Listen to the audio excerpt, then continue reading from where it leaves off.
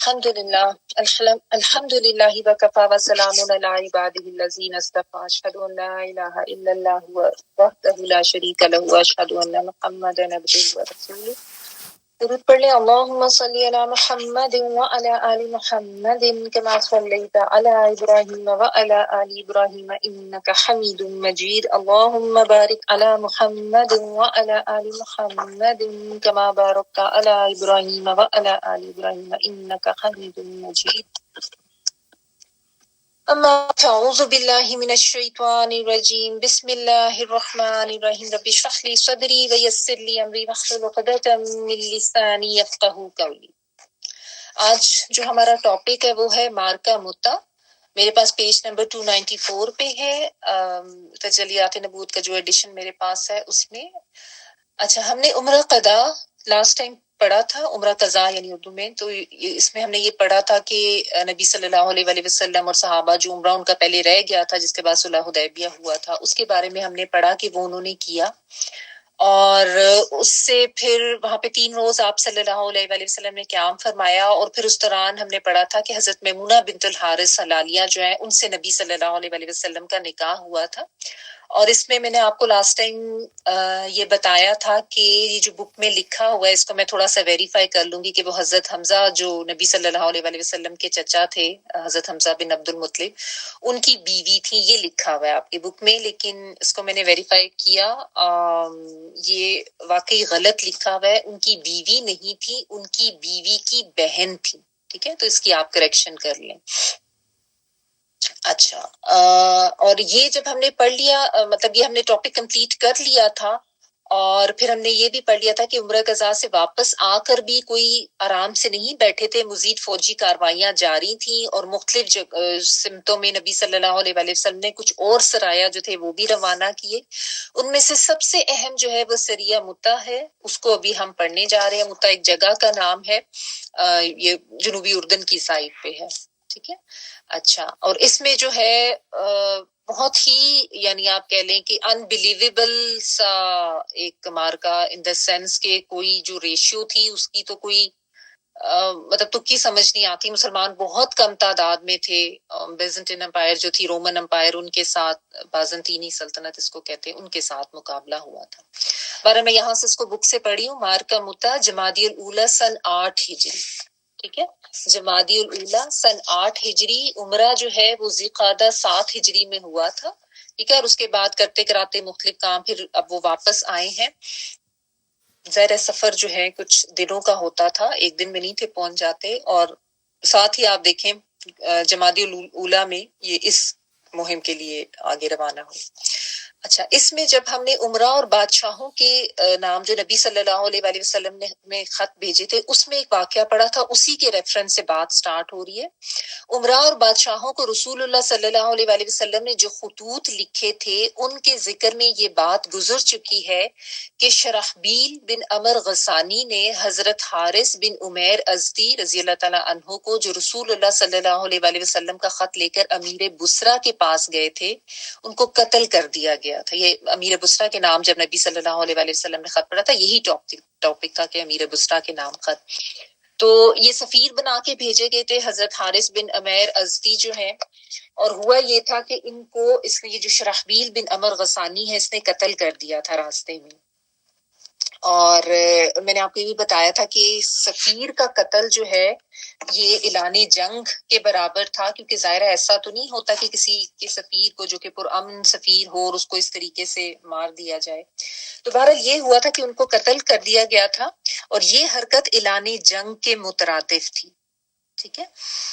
اور میں نے آپ کو یہ بھی بتایا تھا کہ یہ نام جو ہے شرحبیل ہے، شرحبیل، شرجیل نہیں اس کو پڑھنا، ٹھیک ہے، وہ غلط پڑھتے ہیں لوگ۔ اس لیے جب رسول اللہ صلی اللہ علیہ وآلہ وسلم کو اس واقعے کی اطلاع ہوئی تو آپ صلی اللہ علیہ وآلہ وسلم پر یہ بات سخت گراں گزری، یعنی آپ صلی اللہ علیہ وآلہ وسلم کو بہت بری لگی، ظاہر ہے بہت تکلیف ہوئی، کیونکہ ایک پرامن طریقے سے بس ایک قاصد جس طرح باقی عمرہ اور بادشاہوں کو بھیج رہے تھے اسی طرح ان کے پاس بھی بھیجا گیا تھا، لیکن یہاں پہ جو ہے بہت ہی بری حرکت انہوں نے کی۔ تو نبی صلی اللہ علیہ وآلہ وسلم پر یہ بات سخت گراں گزری، چنانچہ آپ نے کیا کیا کہ 3000 کا ایک لشکر تیار کر کے زید بن حارثہ رضی اللہ تعالیٰ عنہ کو اس کا سپہ سالار مقرر کیا. یعنی آپ نے 3,000 صحابہ کا ایک فوجی لشکر بنایا اور پھر ظاہر ہے اس کی قیادت بھی کسی کو سونپنی تھی. تو حضرت زید بن حارثہ رضی اللہ تعالیٰ عنہ جو نبی صلی اللہ علیہ وآلہ وسلم کے لیے پالک جو متبنہ تھے ان کو سپہ سالار مقرر کیا. اور ساتھ دیکھیں تلقین کیا کریں آپ صلی اللہ علیہ وآلہ وسلم. فرمایا کہ اگر زید قتل کر دیے جائیں تو حضرت جعفر بن نبی طالب جو حضرت علی کے بڑے بھائی تھے کہ حضرت جعفر اور ان کی جگہ سپہ سالار ہوں گے، اور اگر جعفر بھی قتل کر دیے جائیں تو عبداللہ بن رواح امیر ہوں گے. ایک یہ حضرت عبداللہ بن رواحہ یہ ایک اور بھی صحابی ساتھ ہے. تو یعنی آپ صلی اللہ علیہ وآلہ وسلم کو چونکہ اندازہ تو تھا کہ ایک بہت یعنی سخت سی مہم ہے جس پہ جا رہے ہیں، تو اس لیے ایک سپہ سالار نہیں مقرر کیا، 3 کے نام پہلے ہی گنوا دیے کہ یہ ہو جائیں. تو اس کے بعد کیونکہ ایک قیادت ہونی ضروری ہے نا تاکہ اس کو فالو کیا جائے، اس کی بات مانی جائے، تو یہ آپ صلی اللہ علیہ وسلم نے خود ہی نام بتا دیے. اور اس پہ آپ دیکھیں ٹریننگ بھی ایسی آپ کو نظر آئے گی صحابہ کرام کی کہ کوئی لڑائی جھگڑا نہیں، کوئی انا نہیں، کوئی مسئلہ نہیں کسی نے کیا کہ اس کو کیوں بنا دیا، مجھے پہلے کیوں نہیں بنایا، یا کوئی بھی اس قسم کی کوئی ناراضگی نہیں، کوئی گلا شکوہ نہیں، کوئی اس قسم کا کسی نے اعتراض نہیں کیا. جو نبی صلی اللہ علیہ وآلہ وسلم نے فرمایا سمینا و اطعنا کہا اور بس اللہ کی راہ میں نکل کھڑے ہوئے. اس لشکر کے لیے آپ صلی اللہ علیہ وآلہ وسلم نے سفید پرچم باندھا اور اسے حضرت زید بن حارثہ رضی اللہ تعالیٰ عنہ کے حوالے کیا اور وصیت فرمائی کہ جہاں حضرت حارث بن عمیر رضی اللہ تعالیٰ عنہ، یہ جو حضرت حارث بن عمیر رضی جس کو وہ شرحبیل نے قتل کیا تھا نا، یعنی جن کا سفیر، کہ جہاں پہ وہ قتل کیے گئے وہاں پہنچ کر اس مقام کے باشندوں کو اسلام کی دعوت دیں. وہ یہی متعی مقام ہے وہ، یعنی جہاں پہ وہ تک ان کو جانا تھا. لیکن آپ صلی اللہ علیہ وآلہ وسلم نے یہ نہیں کہا کہ جاتے ساتھ ہی ادھر لڑنا بھیڑنا شروع کر دو کہ ہمارا بندہ مار دیا. اب مطلب سبحان اللہ حیرت ہوتی ہے کہ آپ دیکھیں کہ کس طریقے سے کتنا ہمارا دین جو ہے پرامن دین ہے، کہ فرمایا کہ وہاں جا کے سب سے پہلے اسلام کی دعوت دینی ہے، اگر وہ انکار کرتے ہیں نہیں مانتے ہیں تو پھر لڑائی کرنی ہے. ٹھیک ہے، کیونکہ ظاہر ہے نبی تھے، نبی کا پہلا جو ایک کام ہوتا ہے وہ تو یہی ہوتا ہے اللہ کے دین کو پھیلانا. اور آپ صلی اللہ علیہ وآلہ وسلم جو سرایا وغیرہ بھیجتے تھے اس میں یہ خاص چیز ہم پڑھ رہے ہیں کہ دین کا پیغام ضرور دینا ہے. پتہ خیبر کے لیے بھی جب گئے ہیں تو وہاں پہ بھی ویسے بھی اگر وہ انکار کرتے ہیں تو پھر لڑائی کریں. اچھا، اب لڑائی کی بھی دیکھیں آگے کتنی کنڈیشن ساتھ سمجھائی جا رہی ہیں. آپ صلی اللہ علیہ وآلہ وسلم نے فرمایا اللہ کے نام سے اور اللہ کی راہ میں اللہ کے ساتھ کفر کرنے والوں سے غزوہ کرو. یعنی سب سے پہلی بات جو سمجھائی جا رہی ہے وہ یہ کہ اپنی نیت کو ٹھیک کرو. یہ جو ہم سارے واقعات پڑھتے ہیں نا اس میں ہم نے یہ سیکھنا ہوتا ہے کہ ہمارے لیے اسباب کیا ہیں اس میں. تو یہ نہیں کہ بس ایسی تلوار اٹھایا اور چل پڑے، کوئی ذہن میں کی شہرت نہیں ہونی چاہیے، کوئی اپنا نام یا اپنی دھاک بٹھانی ایسا کچھ تمہیں مطلوب نہیں ہونا چاہیے. اپنی نیت کو خالص کر کے نکلنا ہے کہ اللہ کا نام لے کے میں نکل رہا ہوں، اللہ کے لیے اللہ کی ہی راہ میں خالص نیت کے ساتھ بس میں جہاد کرنے کے لیے نکلا ہوں ان لوگوں کے ساتھ جو اللہ اور اس کے دین کے ساتھ کفر کر رہے ہیں. ٹھیک ہے، اور ساتھ اور کیا آپ صلی اللہ علیہ وآلہ وسلم سمجھا رہے ہیں کہ دیکھو بدعہدی نہ کرنا، یعنی وعدہ خلافی نہ کرنا، خیانت نہ کرنا، کسی بچے، عورت اور قریب المرگ بوڑھے کو اور گرجے میں رہنے والے تارک دنیا کو قتل نہیں کرنا. ٹھیک ہے، یعنی کہ کوئی وعدہ خلافی نہیں کرنی. ہو سکتا ہے تمہارا کوئی ٹریٹی ہو جائے، کوئی کسی قسم کا کوئی معاہدہ ہو جائے تو پھر اس کو پورا کرنا. یہ تو ہمارے دین کی ویسے بھی بنیادی ٹیچنگز ہے نا کہ وعدہ خلافی نہیں کرنی ہے، کوئی کسی سے کسی طرح کی خیانت نہیں کر سکتا، چاہے سامنے کوئی دشمن بھی ہو، اگر معاہدہ ہو گیا ہے تو پھر اس کو فالو کرنا ہے. کسی بچے کو، عورت کو اور کوئی بہت بوڑھا ہے اس کو، اور اس حتیٰ کہ جو تارک دنیا لوگ ان میں ہوتے تھے نا، یعنی عیسائی تھے نا یہ تو، ان میں تو وہ آپ کو پتہ ہے رہبانیت کا کانسیپٹ تھا، کیونکہ وہ بھی پرامن لوگ ہی ہوتے تھے، بس اپنی عبادت میں ہی رہتے تھے، کہ ان کو بھی قتل نہیں کرنا، صرف یعنی جو مقابلے پہ آ رہا ہے میدان جنگ میں اس سے تم نے لڑنا ہے. یہاں تک بھی ہے آگے دیکھیں، کھجور اور کوئی درخت نہ کاٹنا ورنہ کسی اور نہ کسی عمارت کو منہدم کرنا. یعنی کوئی خام خواہ کا فساد نہیں کرنا، نہ کوئی درخت کاٹنے ہیں، نہ کوئی عمارتیں توڑنی ہیں، کوئی توڑ پھوڑ نہیں ہونی چاہیے، پرامن طریقے سے، پرامن ان دا سینس کہ ظاہر ہے مارکا تو ہوگا، کوئی جنگ تو ہوگی، لیکن کہنے کا مطلب یہ کہ کوئی زیادتی نہیں ہونی چاہیے کسی کے ساتھ۔ اب آپ دیکھیں یہ نبی صلی اللہ علیہ وآلہ وسلم کی طرف سے یہ ٹیچنگز دی گئی ہیں، ہمارے دین میں یہ طریقہ سکھایا گیا۔ ایک تو سب سے پہلے آپ دیکھیں نا کہ اسلام کے بارے میں لوگ کہتے ہیں جی دہشت گرد مذہب ہے۔ آپ دیکھیں کوئی ایسا مذہب ہے جس میں بھیجا تو جہاد کے لیے جا رہا ہے، اس میں پتہ ہے کہ تلوار بھی اٹھانی پڑ سکتی ہے، پہلے یہ کہا جا رہا ہے کہ پہلے دین کی دعوت دینی ہے، اور اگر وہ نہیں مانتے تو لڑائی کرو، لیکن اس میں بھی اتنی شرائط بتائی جا رہی ہیں، اتنی پابندیاں لگائی جا رہی ہیں، جانور نہیں مارنے، درخت نہیں کاٹنے، عمارتیں نہیں گرانی، فلاں کو قتل نہیں کرنا، فلاں کو نہیں کرنا، عورتیں ہیں، بچے ہیں، بوڑھے ہیں، کوئی یہ جو اس طرح سے تارک دنیا لوگ ہیں، ان میں سے کسی کو بھی تنگ نہیں کرنا، ٹھیک ہے۔ اور اب اس کے برعکس اگر آج آپ دیکھیں امت مسلمہ کا حال، کہ ہمارے ہاں جب کوئی احتجاج ہوتا ہے تو لوگ کیا کرتے ہیں، اول تو احتجاج کرنے والے، بعض دفعہ ایسے ہوتا ہے کہ جی نبی کی ناموس پہ ہم احتجاج کر رہے ہیں کہ لوگوں نے جو ہے کارٹون بنا دی، یہ کر دیا، اور اس میں لوگ کرتے کیا ہے، نکل کے گاڑیاں جلا دی، عمارتیں جلا دیے، درخت جلا دیے، آگ جلاؤ گھراؤ، اس قسم کا کام کرتے ہیں، ٹھیک ہے۔ یا پھر توڑ پھوڑ شروع کر دیتے ہیں، جی گاڑیوں کے شیشے توڑ دیے، عمارتوں کے شیشے توڑ دیے، عمارتوں پہ چڑھ دھوڑے قبضہ کر لیا۔ یا پھر یہ ہوتا ہے کہ اگر جو احتجاج کرنے والے ہیں چاہے وہ کسی بھی حوالے سے کریں، اگر وہ پرامن احتجاج کر رہے ہوں گے تو اوپر جو حکمران ہے ان کی طرف سے ان کے اوپر دہشت گردی سٹارٹ کر دی جاتی ہے اور ظلم شروع کر دیا جاتا ہے، حالانکہ وہ اگر پرامن ہوں بھی تو بھی کسی کو یہ رائٹ نہیں پہنچتا، یا تو وہ کوئی امن خراب کر رہے ہوں یا توڑ پھوڑ کر رہے ہیں تو پھر تو ٹھیک ہے آپ ان کو روکیں۔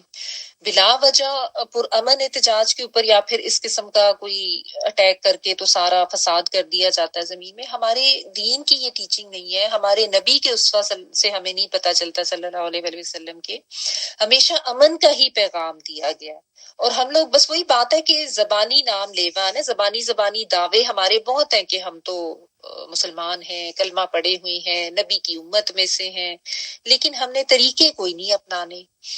سڑکیں بند کر دو جی، دکانیں بند کر دو، کسی نے دکان کھولی تو توڑ پھوڑ ہو جائے گی، گاڑیاں لوگوں کے ایسا مالوں کا نقصان کر دیتے ہیں۔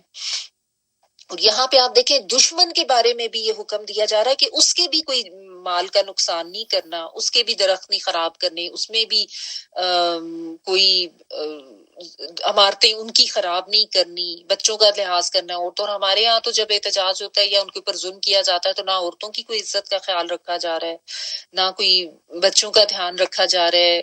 مطلب یہ سب چیزیں کہاں سے آئی ہیں؟ ہماری تو ایسی کوئی تعلیمات ہی نہیں ہے ہمارے دین کی، بٹ انفارچونیٹلی ہمارے یہاں تو بس آوا ہی بگڑ چکا ہوا ہے۔ ایک نبی صلی اللہ علیہ وآلہ وسلم کی یہ سیرہ ہی پڑھ لینا تو اتنے اسباق ملتے ہیں، اتنی چیزیں انسان کو سمجھ آ جائیں۔ بہرحال یہ کہہ کے پھر آپ صلی اللہ علیہ وآلہ وسلم سنیت الوداع جگہ کا نام ہے، وہاں تک لشکر کے ساتھ تشریف لے کر گئے تھے اور پھر اسے وہاں سے الوداع کہہ دیا تھا، ٹھیک ہے۔ یعنی ایک طرح سے آپ کہہ لیں کہ ہمت بندھانے کے لیے، ان کو کے ساتھ دینے کے لیے وہاں تک گئے تھے، وہاں سے پھر ان کو آگے روانہ کیا تھا۔ اس لشکر نے جنوبی اردن پہنچ کر معان کے مقام پر پڑاؤ ڈالا، یہ میں نے آپ کو بتایا تھا نا، یہی جگہ تھی جہاں پہ ان کو قتل کیا گیا تھا حارث بن عمیر ازدی کو۔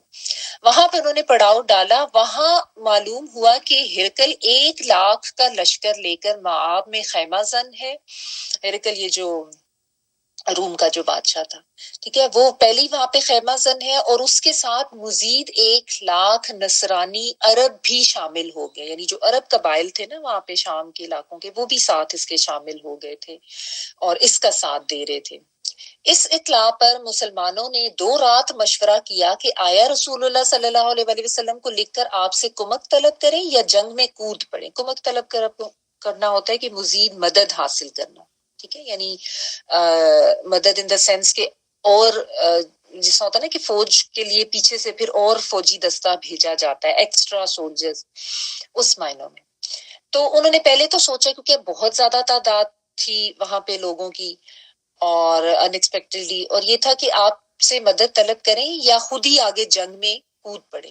ابن رواحہ رضی اللہ تعالیٰ عنہ نے یہ کہا کہ یہ کہہ کر کہ یہ کہہ کر انہیں گرما دیا کہ اب آپ لوگ جس بات سے کترا رہے ہیں یعنی شہادت، یہی تو وہ چیز ہے جس کی طلب میں ہم نکلے ہیں. یعنی حضرت یہ جو تھے ابن رواحہ، انہوں نے ایک طرح کا جوش دلایا اور انہوں نے کہا کیونکہ دیکھیں مومن تو جب نکلتا ہے تو اس کو تو صرف یہی ہوتا ہے نا کہ ایک تو یہ کہ اس کی نیت خاص اللہ کے لیے نکلے، اور پھر وہی بات ہے کہ شہادت کا جذبہ بہت زیادہ ہوتا تھا ان میں. تو وہ ان کو کہہ رہے ہیں کہ اسی کی طلب میں تو ہم نکلے ہیں، تو اب آپ لوگ پیچھے کیوں ہو رہے ہیں، یعنی گھبرا کیوں رہے ہیں یہ دیکھ کے کہ دشمن جو ہے وہ تعداد میں زیادہ ہے. انہوں نے کہا ہم تعداد اور قوت و کثرت کے بل پر نہیں لڑتے، بلکہ ہماری لڑائی اس دین کے بل بوتے پر ہے جس سے اللہ نے ہمیں نوازا ہے. ہمارے سامنے دو خوبیاں ہیں، یا تو غلبہ یا پھر شہادت. یعنی آپ دیکھیں وہ کس طریقے سے ایک جوش بھی دلا رہے ہیں اور ہمت بھی بندھا رہے ہیں اور حقیقت بیان کر رہے ہیں کہ ہم نے بس اب یہی کرنا ہے کہ یا تو ہم ان پہ غلبہ پا لیں گے ورنہ یہ ہوگا کہ ہم شہید کر دیے جائیں گے. There's no going back. تو اس میں ہم نے نہ تو پیچھے ہٹنا ہے اور نہ ہم نے ڈرنا ہے یا خوف کھانا ہے کہ ہم تعداد میں تھوڑے ہیں، کیونکہ مسلمان جب بھی ہے لڑتا ہے تو اللہ پہ توکل کر کے لڑتا ہے نا. تعداد اور قوت و کثرت سے تو مسلمانوں نے کبھی جنگ نہیں جیتی. اگر ایسا ہوتا تو جنگ بدر میں اس طرح پاسا تو نہ پلٹتا. آپ دیکھیں مسلمان بہت تھوڑی تعداد میں تھے، آٹے میں نمک کے برابر، دشمن کی تعداد بہت زیادہ تھی. لیکن ایک مومن جب لڑتا ہے نا تو وہ بس اللہ پہ توکل کرتے ہوئے لڑتا ہے، اور ہمیشہ مطلب چاہے موسٹلی تو یہی ہوتا کہ دشمن کی تعداد زیادہ ہی ہوتی تھی، لیکن اللہ تعالیٰ کی طرف سے مدد آتی تھی. ایمانی قوت اور جذبہ ایسے ہوتا تھا، دشمنوں پر بھی روب پڑتا تھا. ٹھیک ہے، اب لوگوں کا بھی جواب سنیں. باقی لوگوں نے کہا واللہ ابن رواحہ سچ کہتے ہیں.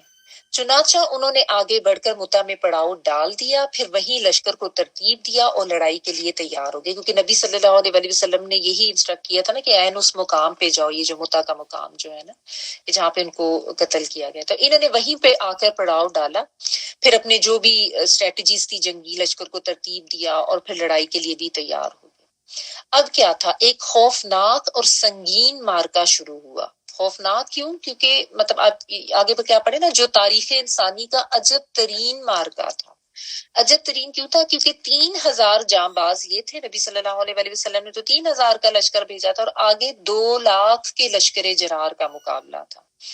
یعنی آپ سوچیں کہ بالکل ہی ان امیجنیبل آپ کہہ لیں ریشیو اتنی زیادہ اور تھی، یعنی عقل سے ماورائی بات لگتی نا. 2,00,000 کا لشکر کدھر اور اس کے سامنے صرف 3,000 یہ مسلمان، اتنی تھوڑی تعداد میں، اور دو بدو ڈٹے ہوئے تھے. یعنی یہ نہیں تھا کہ کوئی پیچھے ہٹ رہے تھے. سوچیں سوچ کے ہی ایک ظاہر آخر نظر تو آ رہے تھے نا اتنی بڑی تعداد میں، ایک سوچ ہی اتنی وہ انسان کو کمزور کرنے کے لیے کافی ہو. لیکن ایسا جذبہ تھا، ایسی ہمت تھی کہ ڈٹے رہے، لڑتے رہے. ہتھیاروں سے لیس یہ بھاری بھرکم لشکر دن بھر حملے کرتا اور اپنے بہت سے بہادر گنوا بیٹھا تھا، لیکن اس مختصر سی نفری کو پسپا کرنے میں کامیاب نہیں ہوتا تھا. یہ رومیوں کے لشکر کے بارے میں لکھا ہوا کہ ان کا لشکر ایک تو ہتھیار ان کے پاس بہت مطلب زیادہ تھے، اور جو یعنی مین پاور ان کے پاس بہت زیادہ تھی.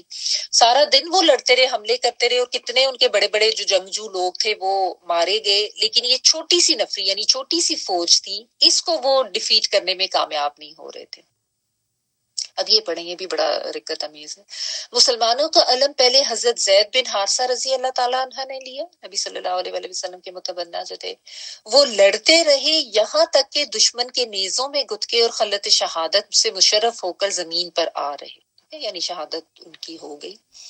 ان کے بعد پھر حضرت جعفر رضی اللہ تعالیٰ عنہ نے، اب آپ دیکھیں نبی صلی اللہ علیہ وسلم کی انسٹرکشن جو دی گئی تھی اس پہ کیسے عمل ہو رہا ہے.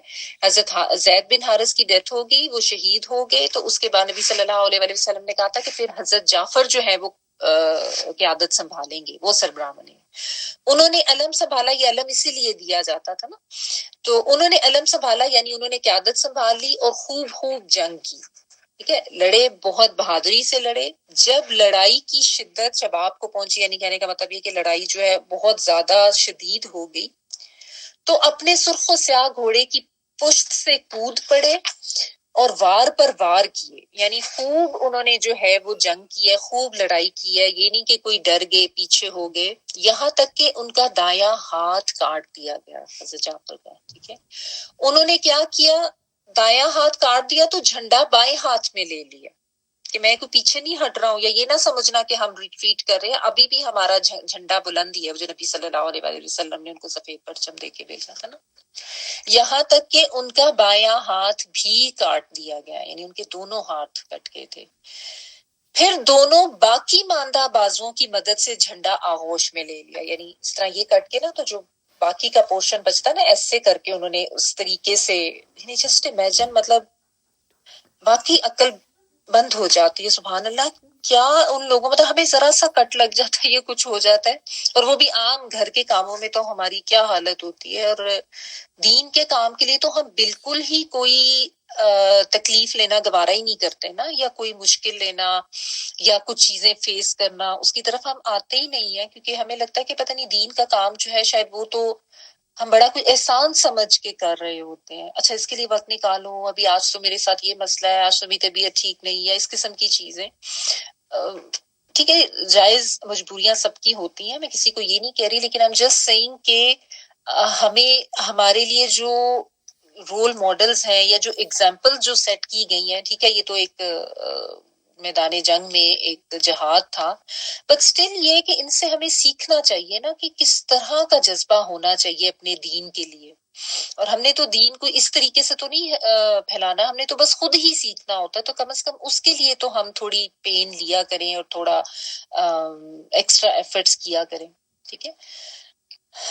دونوں باقی ماندہ بازوؤں کی مدد سے جھنڈا آغوش میں لے لیا اور وہ آسمانی فضا میں لہراتا رہا، یہاں تک کہ وہ نیزوں اور تیر کے 90 سے زیادہ زخم کھا کر شہادت سے سرفراز ہوئے۔ 90 سے زیادہ، اتنے زیادہ یعنی ان کو زخم آئے تھے۔ اور ان کے لیے پھر نبی صلی اللہ علیہ وسلم کی ایک حدیث بھی آتی ہے نا کہ میں نے جعفر کو جنت میں فرشتے کے ساتھ اڑتے دیکھا ہے۔ دونوں بازو کٹ کے تو اللہ تعالیٰ نے ان کو وہاں پہ پر عطا کیے، شہادت ان کی جو تھی، شہید کے لیے یہ آتا ہے نا کہ اس طرح سے ان کی روحیں جو ہیں وہ پرواز کرتی ہیں۔ بہرحال یہ سارے زخم ان کے جسم کے اگلے حصے میں آئے تھے، یہ بھی بہت امپورٹنٹ بات ہے جو یہاں پہ اسپیسیفکلی اس لیے مینشن کی گئی ہے، اس کا مطلب یہ ہے کہ فرنٹ پہ ہی سارے انہوں نے زخم کھائے، مطلب یہ ہے کہ وہ پشت پھیر کے وہاں سے بھاگے نہیں تھے، ایک بازو کٹا ہے، دوسرا بازو کٹا ہے، زخم پہ زخم لگ رہے ہیں، پشت نہیں پھیری، پلٹے نہیں ہے کہ بس دشمن کے سامنے ڈٹے رہنا ہے۔ سبحان اللہ، جو جوش و جذبہ اور جو ہمت اور صبر تھا ان کا۔ ان کے بعد حضرت عبداللہ بن رواحہ رضی اللہ تعالیٰ عنہ کی باری تھی، ٹھیک ہے، یہ وہی حضرت عبداللہ بن رواحہ جن کے بارے میں ہم نے عمرے پہ پڑھا تھا نا کہ وہ آگے آگے رجز پڑھ رہے تھے، اور ان کو پھر نبی صلی اللہ علیہ وسلم نے تیسرے نمبر پہ ان کا کہا تھا، ابھی آپ نے شروع میں پڑھا کہ تیسرے نمبر پر ان کو پھر اپنا سربراہ مان لینا۔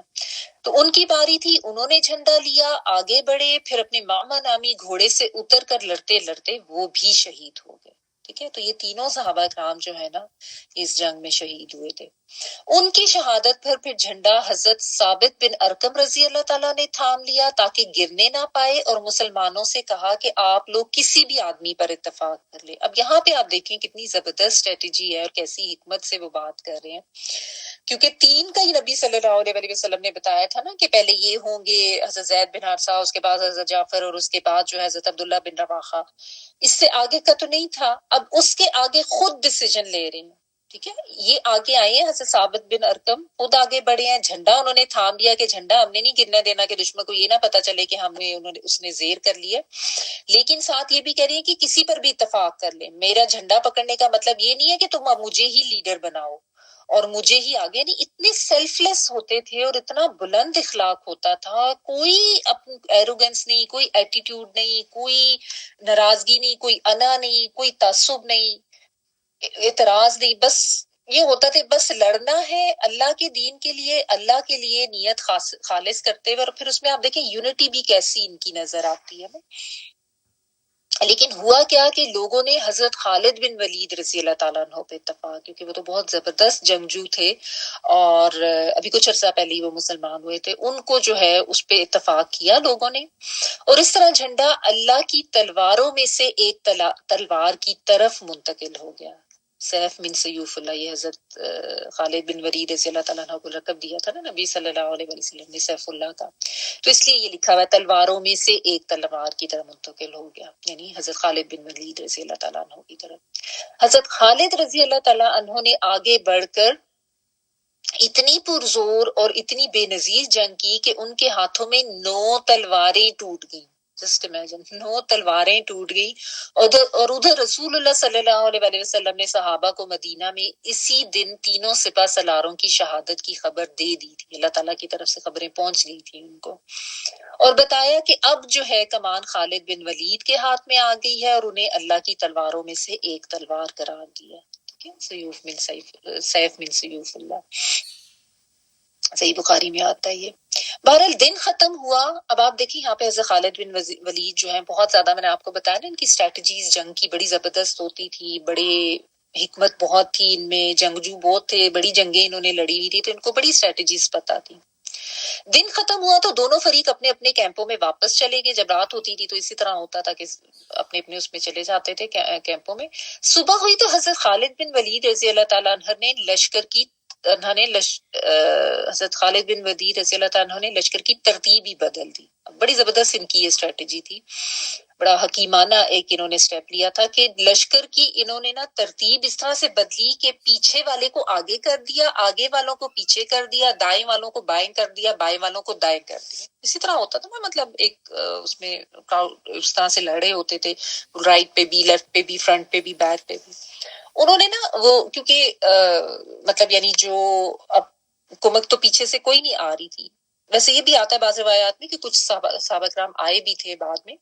بہرحال یہ تھا کہ انہوں نے بس لشکر کی ترتیب بدلی. اب جب دشمن نکلا لڑنے کے لیے تو وہ تو یہی سمجھ رہا تھا کہ وہی لوگ ہوں گے سامنے لڑنے والے جن سے کل لڑائی اختتام ہوئی تھی. اب شکلیں بالکل بدلی ہوئی تھی، پیچھے والوں کو بھی اور لوگ نظر آئے، جو ادھر سے لڑے تھے ان کو بھی اور شکلیں نظر آئیں، سامنے والوں کو بھی. دشمن نے سمجھا کہ مسلمانوں کے پاس تو کمک آ گئی ہے، یعنی اور نفری ان کے پاس آ گئی ہے. ان کے اوپر بہت روب چھا گیا. حضرت خالد بن ولید رضی اللہ تعالیٰ عنہ نے ہلکی سی جھڑپ کے بعد اب لشکر کو پیچھے ہٹانا شروع کیا. یعنی وہ ریٹریٹ نہیں کر رہے تھے، یہ نہیں تھا کہ کوئی پیچھ کے بھاگ رہے ہیں. یہ بھی ان کی ایک جنگی اسٹریٹجی تھی کہ آہستہ آہستہ انہوں نے ان کو کہا کہ پیچھے آتے جاؤ. یعنی ان کے پیچھے آنے کا مطلب یہ تھا کہ لشکر جو ہے وہ لامحالہ وہ آگے کی اس طرف آئے گا. اب اس اسٹریٹجی کا کیا اثر ہوا آپ دیکھیں. دشمن کو آگے بڑھنے کی اب جرت نہ ہوئی. کیوں؟ کیونکہ دشمن کو یہ خطرہ ہو گیا تھا کہ یہ کوئی چال نہ ہو. اور اس طرح مسلمان جو ہے وہ کرتے کرتے متا کی طرف سمٹ آئے. 7 دن تک دشمنوں سے جھڑپ کرتے رہے. پھر دونوں فریق رک گئے، لڑائی ختم ہوگی. کیوں؟ کیونکہ رومیوں نے یہ سمجھا کہ ان کو تو مسلسل کمک پہنچ رہی ہے. وہ اپنی یہی اسٹریٹجی بناتے رہے اور تھوڑا تھوڑا پیچھے ہٹتے رہے. اور وہ تو دشمن نے یہ سمجھا کہ ان کو تو مزید فوجی مل رہے ہیں، پہنچ رہے ہیں، اور اب وہ چال چل چل کر رومیوں کو صحرا میں گھسیٹ لے جانا چاہتے ہیں جہاں سے بچ نکلنا آسان نہیں ہوگا. اس وجہ سے انہوں نے جنگ روک دی، کیونکہ یہ جو ریٹریٹ کر رہے تھے نا کہ دشمن جو ہے وہ ہماری طرف آتا جائے آتا جائے. اب دشمن جو تھا ایک تو وہ شکلیں بدلی بھی ہوتی تھی تو ان کو لگتا تھا کہ یہ تو بڑی ان کے پاس مزید فوج آ گئی. دوسرا جب وہ پیچھے پیچھے ہٹ رہے تھے تو ان کو لگا کہ یہ تو ہمیں آہستہ یہ تو صحرائی علاقہ تھا نا یہاں پہ، تو انہوں نے کہا کہ یہ تو ہمیں اس میں گھسیٹ کے لے جائیں گے تو وہاں پہ تو ہمارے لیے بڑی مشکل ہو جائے گی، پھر تو ہم بالکل وہاں سے نکل کے بھاگ ہی نہیں سکیں گے.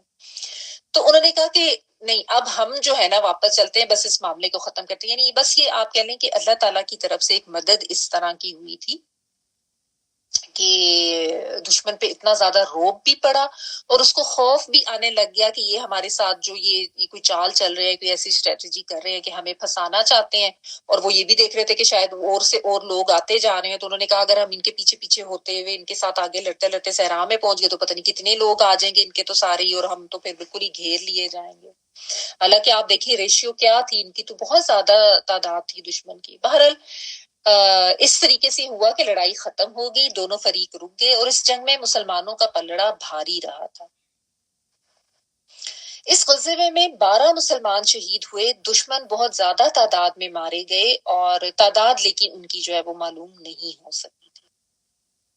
یعنی مسلمان آپ دیکھیں تھے کتنے تھوڑے، لیکن صرف 12 مسلمان شہید ہوئے ہیں اور یہ لاکھوں کی تعداد میں تھے اور بے تحاشا لوگ مارے گئے تھے. اس میں آپ سوچیں نا کہ 9 تلواریں تو حضرت خالد بن ولید کے ہاتھ میں ٹوٹی تھی، تو کس طرح سے انہوں نے جنگ کی ہوگی. اور لیکن ایگزیکٹ تعداد ان کی جو ہے وہ معلوم نہیں ہوتی. اور اس طریقے سے یہ والا واقعہ ہوا تھا. اور آگے سریہ ذات السلاسل ہے، لیکن اس کو ہم انشاءاللہ نیکسٹ ویک کر لیں گے کیونکہ اس میں بھی چیزیں سیکھنے والی. پھر لمبا ہو جائے گا بہت زیادہ. اس کو یہیں پہ رکھتے ہیں. وآخر دعوانا ان الحمد للہ رب العالمین. سبحانک اللہم وبحمدک نشہد ان لا الہ الا انت نستغفرک ونتوب الیک. سبحان ربک رب العزت عما یصفون وسلام علی المرسلین والحمد للہ رب العالمین. بارک اللہ لی ولکم فی القرآن العظیم ونفعنی وإیاکم بالآیات وذکر الحکیم. دعا کر لیجیے.